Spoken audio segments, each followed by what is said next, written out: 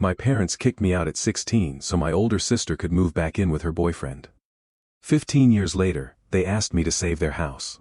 The day my parents threw me out of the house, I wasn't caught doing drugs. I wasn't skipping school. I wasn't in trouble with the police. I was 16 years old. I had straight A's. I worked part-time after school. I stayed out of trouble. None of that mattered, because my older sister wanted to move back home. And she didn't want to come alone. She wanted to bring her unemployed boyfriend with her. There wasn't enough room for everyone.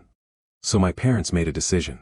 They chose two adults who refused to support themselves over their 16-year-old daughter. I packed my entire life into 2 trash bags that afternoon. My parents believed I would eventually come crawling back. Instead, I disappeared. 15 years later, they found my address. Not to apologize. Not to explain. They wanted me to save the house they had once told me I no longer belonged in.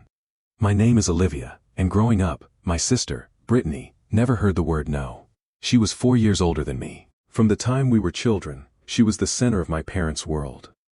If Brittany wanted something, my parents found a way to give it to her.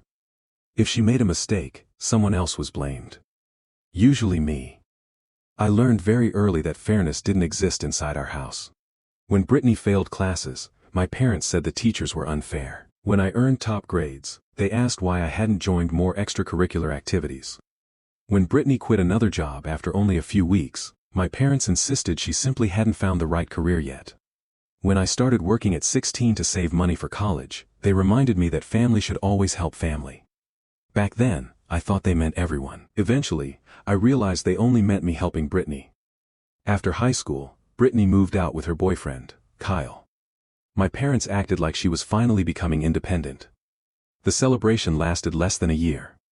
Kyle lost his job. They stopped paying rent. Their landlord evicted them. Suddenly, Brittany needed to come home. The problem was simple. My parents lived in a small 3-bedroom house. One room belonged to them. One belonged to Brittany before she moved out. The third belonged to me.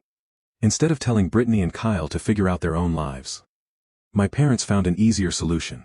Remove me. I still remember sitting at the kitchen table while they explained their decision. They spoke as though it were completely reasonable. They said Brittany had nowhere else to go.